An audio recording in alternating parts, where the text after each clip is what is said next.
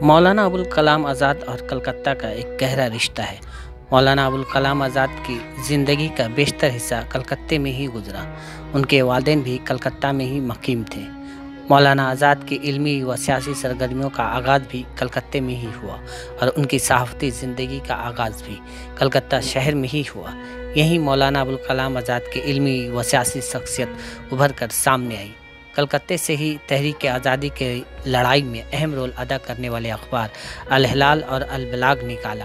बंगाल के कल्चर में मौजूद एहतजाज का लहजा जो मौलाना के मिजाज में नज़र आता है, वो भी कहीं ना कहीं कलकत्ते की ही देन है।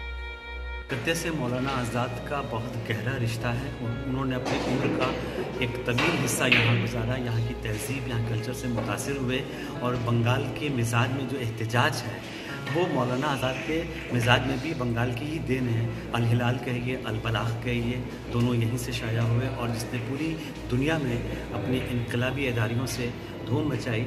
मौलाना आज़ाद ने यहाँ पर आज हम बात करते हैं मॉडर्न एजुकेशन की, साइंस की, इसके हवाले से।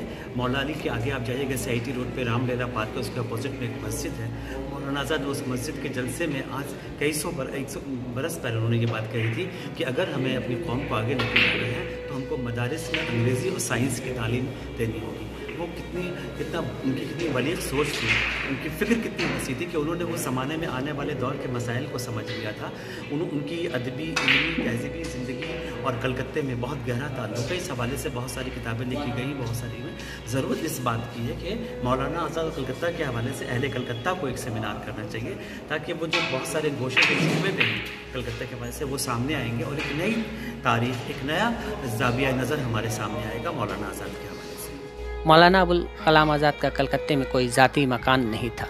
कभी वो ज़करिया स्ट्रीट के अमरतल्ला लेन, कभी रिपन लेन और फिर आखिर में 19A बालीगंज सर्कुलर रोड में मुक़ीम रहे।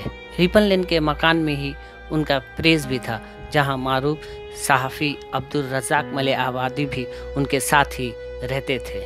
कई बरसों तक इस मकान में रहे और उसके बाद बालीगंज सर्कुलर रोड वाले मकान में मुंतकिल हो गए। आज भी ये मकान मौजूद है, जिसे मौलाना अबुल कलाम आज़ाद की यादगार बना दी गई है, जहाँ पर उनकी इस्तेमाल शुदा चीज़ें भी रखी हुई हैं। कोलकाता से टीवी भारत के लिए आकाश की